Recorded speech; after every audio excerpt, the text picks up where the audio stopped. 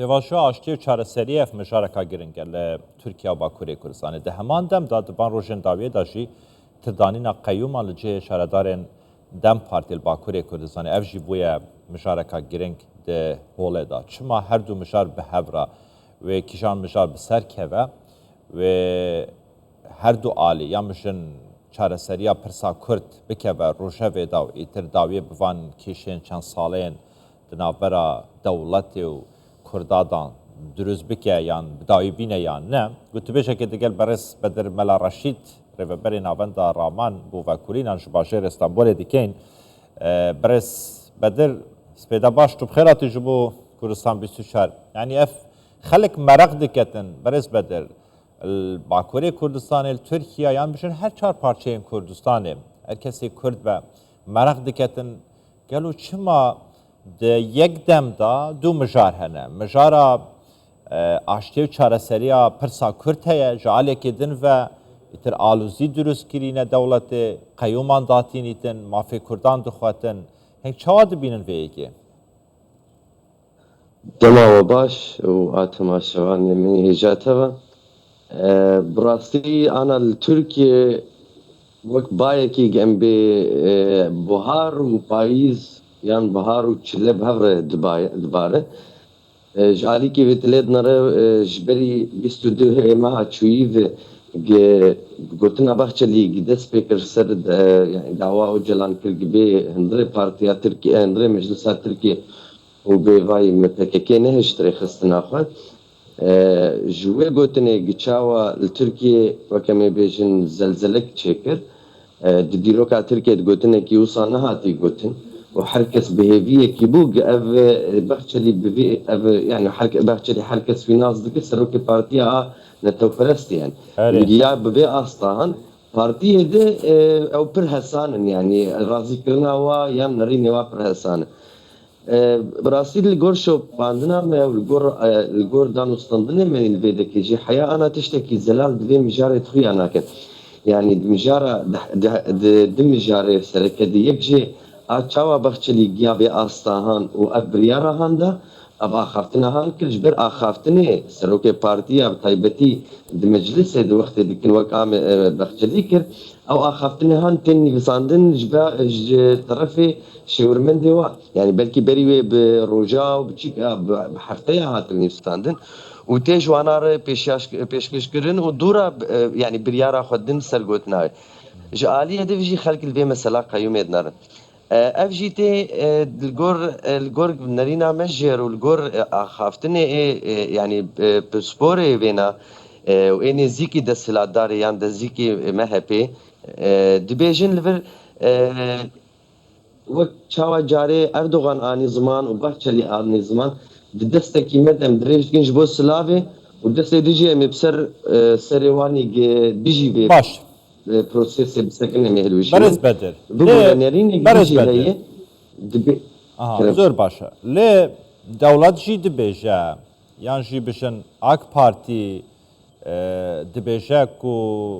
yani nek fermiye lê kadirên wan berpirsên wan dibêjin me dest dirêj kir ji bo aştiyê me goxit bila rêberê PKK Abdullah Öcalan were nava parlamentoyê da biaxivîtin daxwazê ji PKK bike yan PKK helweşînîtin nehêlîtin daxwaza çekdanînê biketin lê di heman dem da îtir PKK di nava paytextê da karên terorî diketin yani dibêjin ew naxwazin ku aştiyeke mayînde li Tirkiyeyê dûrûst bibîtin ew naxwazin ku Kurd bigehin mafên xwe bes dengê stûdyoyê jî hinkî kêm bibêj belîne vedgere evaya nerînekî pir rast têv gotin evaya axaftin li nerînekî dijî heyî PKK de pê hesiya divê dema çûyî de destpêkirina axaftina yani Bahçelî berî wê jî dewlet lê dinare wek aktorekî hatî tasfiyekirin Öcalan jî derxe holê ji bo xatirê wî aktorê bûyî tasfiyekirin wî tê tirbêd yani qebrê mezarê yani پێک نەرینێک و ساهای دوێ پێکێکیش دەولەتێ دوێژی وایە هەمە ئەس خودیە بریارە خۆمە و ئەسکارم هەندرێ ئەنقەرایە دوێ بکەم لێ بڕاستی پێکێکێکی وەکەم زانن 10,000 و ینی ژگرتنا ئۆجلان و 10,013 و بەرژۆر ڕێخستنێکی ناو هەفکەتیبوونیەک هەندرێ وێ چێبووی ینی ناو هەندرێ پێکێکی ڕێخستنێن چە پێترک چێبوونە چە پێترکی زەفتن درەن ینی پر گرانن ئێوەکەمی داحقە پێ و مەلەکە پێ ئەوانە نەرینێکوانانیش دەولەتە کوردرێ یانجێ پێشڤە ڕۆژێکی وەکگێ کورد حیالێ خۆ دبینن یان ترکێ دەولەتی ئێ فەرمی ینی ئێ دەولەتا فەرمینی ترکی نەرینێک والسەر کووردا هەبێ ئەف چە پێ ترکی گدناف پێکێکێ دێ ئەو نەرینە هاان جەماتنێ دوێێ ئەف ڕێجیما ترکێ تەف بێ هەلوشاندن هەندێک جوانە هینا مارکسیستن لێنینیستن ینی ئەو سۆڤێتا بەرێت خوازن دەگەین ژبەر ولۆ هەنێک ولۆ هەندرێ پێکێکێ بخۆ هەنێژی گوێ پێشوا ینی پرۆسێسا ئاشتیە بێ وێنا قبول ناکەنش عالیکی جینی کەنت بێ ئەو بریارێکی شپێکێکیش بۆ خاطرش دەولەتێ بێژ بێ باای ئەز هەمە دبێژە ئەس کەتمە تربێدە یان مەزارێدە ئەس نەکەتمە تربێدە ئەسکارم لە سەرنگی خۆ بدەم بەڕاستی کاک بەدە زۆر باشە نەها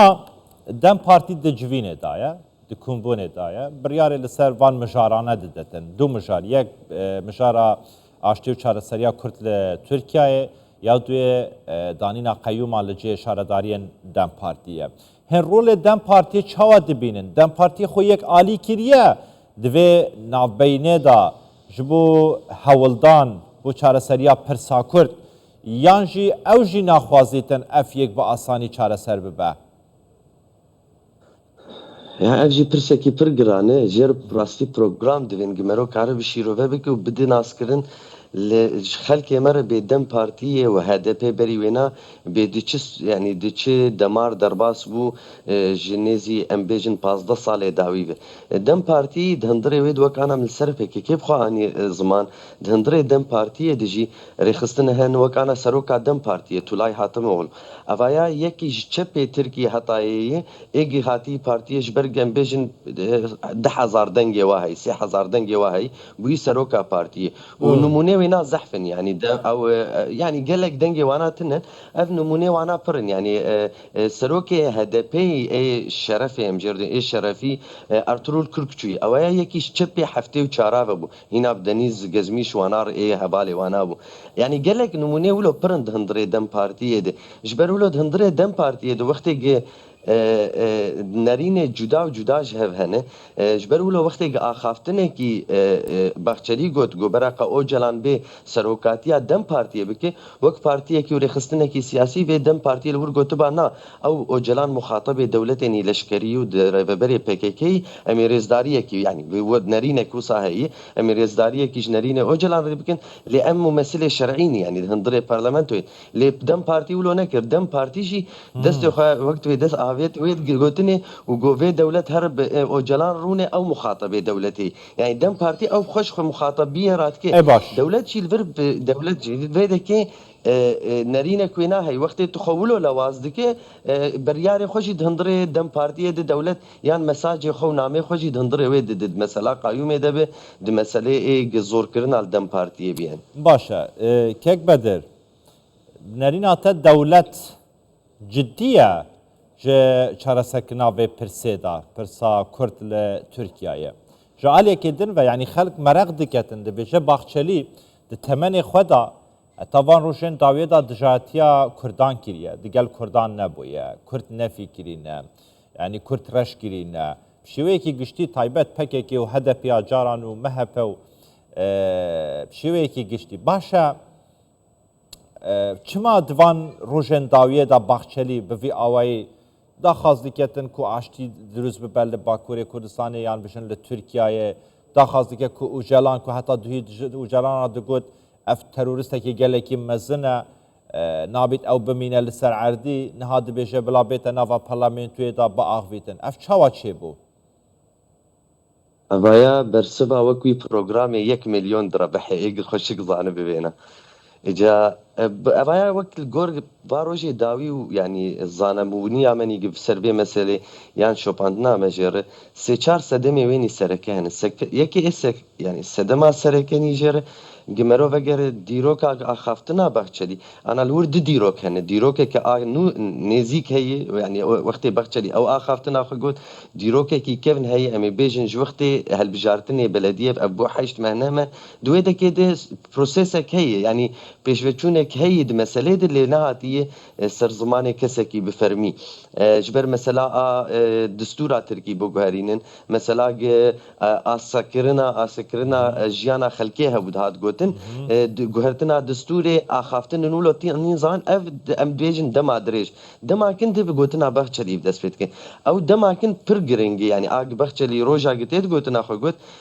بري بروجه کی دروجابو ایریشا اسرائیل السر ایرانی اف گلکی هات زمان ترکیه دبری گوتنا بخچلی يعني بري بخچلی وینا بکی آخافتنا مدیای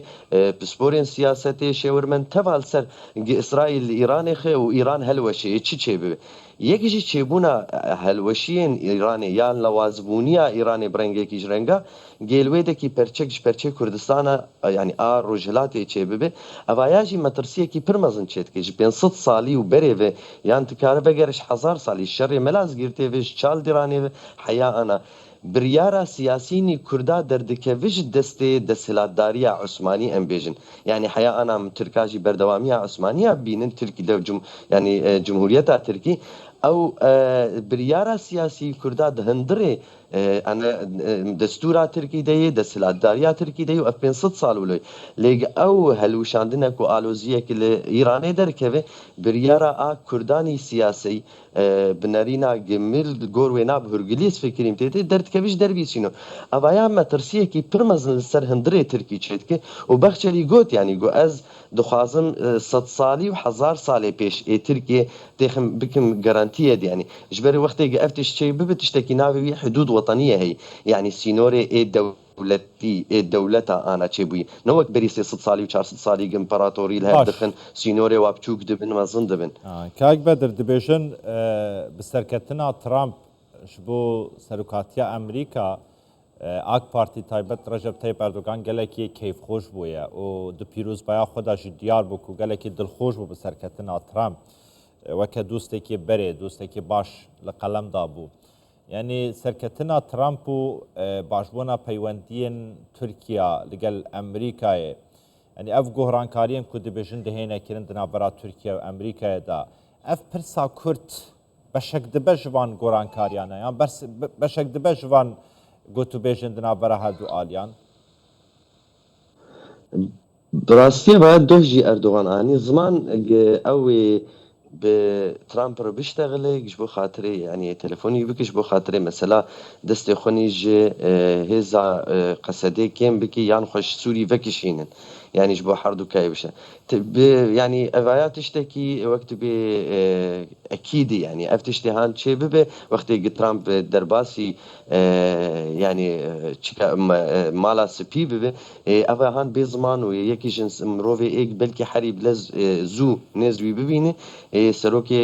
كماري تركيا به للفيدا كي قال لك تشتهن ايج جدابون يعني جداي جيبون يعني شر اوكرانيا ندد ما ترامب تشيبو ري ترامب بان ازي بسكنين اللي قال لك جوتنك يوصاني دروكي هي تكار شركي دس في بك اللي تنكار بسكنين يعني شر بشكل عندنا شر اوكرانيا قال لك مجاري دتين سرويناني دندري اوروبا مثلا اطلنطيكيني شر امريكا بريس صينير افقشتين برشاوي برياردار خديه برياي الامريكا يعني شيرمن ديواناجي مثلا سوري وكردا برچك امبيجن بچوكي نيفيج مثلا امريكا دويدا كيد امريكا كار بازار كي بك السر باكور سوريا يعني تايبتي باكور سوريا جبر هريما كردستان عراق هبونه كي وي ستاتويه كي وي ودوستانيه كويني ناف دولتيه يبقلك اكتورار افتشتهان بچكي دوري مثلا بس مثلا سر روجاوا كردستانيتي مثلا روجاوا كردستان جي براستيك دسلاتاريا اگل ويدا كي دريا قصدي واره بري حفت ما حشت ما هاجي ديسا امريكا دس فكر بو بويواجو كي نابرا انا كسي واده لهفكرنا كي بك لزبونيه كي برمزن جوينار لازمه برز لزبونيه كي بدر برمزن جوينار لازم برز بدر ملا رشيد رببري نافندا رامان جبو وكولينا جباجير اسطنبول تقلمدا ويقال لك سباس جبو شروفي انت ان هرهبن